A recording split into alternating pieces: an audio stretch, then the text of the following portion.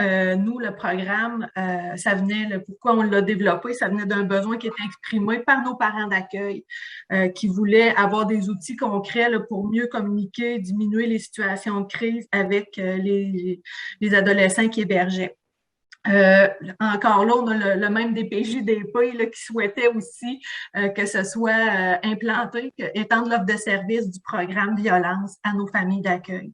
Fait que moi, je suis arrivée en novembre 2020 avec le mandat de l'implanter, là, d'implanter le programme alternatif à la violence à nos jeunes qui étaient hébergés en famille d'accueil.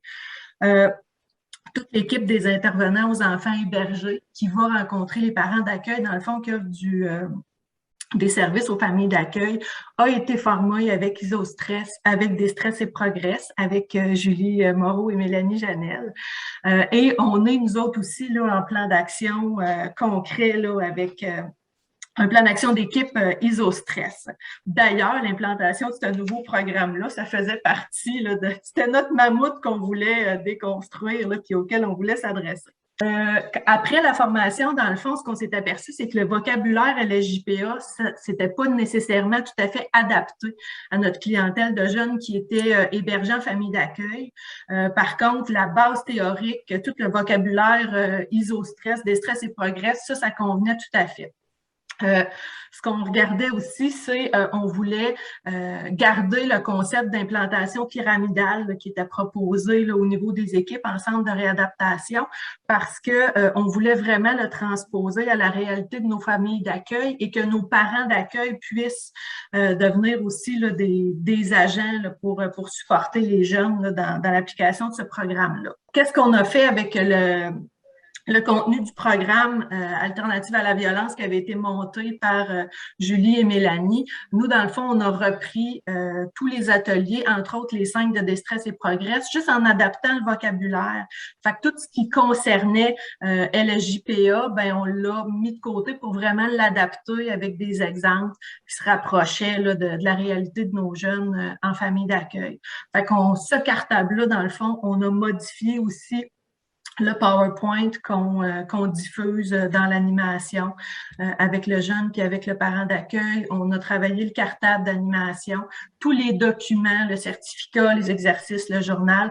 Fait que tout le vocabulaire là, a été adapté là, à la réalité des jeunes et des parents d'accueil. Nos travaux, bon, je vous l'ai dit tantôt, l'équipe des intervenants aux enfants hébergés, là, on a un plan d'action qui est vivant là, depuis février 2021. Le programme est dispensé actuellement conjointement à un jeune et à son parent d'accueil et nous, on se rend dans la maison. On pourrait les recevoir au bureau, il n'y a pas de problème, mais à date, la façon avec laquelle là, on se proposait de l'actualiser, c'est vraiment d'aller dans la famille d'accueil pour le vivre avec eux. Comme je vous disais aussi, là, on tient beaucoup au concept de généralisation des acquis puis au soutien là, qui peut être apporté aux jeunes. C'est pour ça que l'intervenant social du jeune est invité à la première, à la dernière rencontre. Puis à la dernière rencontre aussi, le jeune peut convier là, les adultes qui sont significatifs pour lui puis avec qui il voudrait partager son plan d'amélioration continue. Le plan de prévention de la récidive, dans le fond, qui a été développé dans le programme violence. Nous, on tenait à le conserver, mais on lui a donné un autre nom qui s'appelle le plan d'amélioration continue, où le jeune défile un peu ses ingrédients de stress et les mécanismes avec lesquels il va déconstruire son stress et le reconstruire par après. On a précisé notre offre de service aussi parce que ce programme-là, dans le fond, qu'on a appelé Déstress et Progress alternatif pour les jeunes et les parents d'accueil, ça fait maintenant partie de l'offre de service qu'on offre là, à nos familles d'accueil. Fait qu'on a 3 programmes en cours, dont celui-là là, qu'on propose maintenant. On a présenté aussi ce projet-là à la FARIC, qui est l'association syndicale de nos parents d'accueil, parce que pour l'offrir aux familles d'accueil, aux responsables, il fallait quand même avoir l'aval de la FARIC, qui était, soit dit en passant, très emballée, puis qui disait que ça répondait vraiment à un besoin. Qu'est-ce qui est en cours actuellement? On a des projets pilotes en cours. Dans le fond, on a un qui a débuté en juillet dernier, puis un qui débute cette semaine. On a des demandes qui sont annulées à cause du déplacement des jeunes. Ça nous permet, c'est ça, de vérifier que notre vocabulaire est bien adapté, que ça correspond là, à la réalité, qu'il n'y a pas de coquilles aussi, là, que tout est bien fait. Ça nous permet aussi de nous assurer vraiment là, de la conformité avec le programme. On vient valider aussi de la pertinence de notre offre de service, s'assurer que c'est conforme, que ça répond aux besoins. On va venir avec ça aussi chercher la perception, l'appréciation des jeunes et des parents d'accueil et aussi la perception de l'intervenant et du jeune là, par rapport à l'évolution de la situation. Qu'est-ce qu'on souhaite avoir comme résultat par rapport à ça? C'est vraiment au niveau de nos familles d'accueil, nos parents d'accueil, on espère voir une augmentation de leur sentiment de compétence comme parents d'accueil, qui perçoivent aussi une amélioration de la qualité de la relation entre le jeune et le parent d'accueil, puis que cette amélioration de la relation soit perçue là, autant de la part du jeune que de son parent d'accueil. On vise aussi, on espère, une augmentation de l'estime de soi chez le jeune, comme ce qui avait été là, observé là, dans les travaux par rapport à Destress et Progress. Diminuer l'anxiété perçue par le parent d'accueil, diminuer l'anxiété perçue par le jeune. Puis plus concrètement, ben, on souhaite vraiment une diminution du nombre de déplacements parce que on a beaucoup de demandes de déplacement de jeunes pour qu'ils soient changés de famille d'accueil. Fait qu'on espère que ça va vraiment venir aider là, en améliorant la relation et le sentiment de compétence. Fait qu'on espère vraiment que ça va venir diminuer le nombre de déplacements de nos jeunes et aussi on souhaite vraiment là, au niveau des adolescents principalement, parce que là, c'est à eux que ça s'adresse, vraiment une diminution du nombre de signalements là, dans nos familles d'accueil pour des motifs de maltraitance là, au niveau physique, au niveau verbal. Là, actuellement, qu'est-ce qui nous reste à faire, dans le fond, parce que là, on a comme... ce qu'on souhaite, c'est qu'après 2 projets pilotes complétés, pouvoir confirmer au moins notre version papier là, avec le vocabulaire adapté. On aimerait ça aussi préciser au niveau du contexte théorique parce que on a dans le cahier de l'animateur, dans le cahier du formateur, beaucoup de références au niveau théorique par rapport au délit, à la clientèle, à la JPA.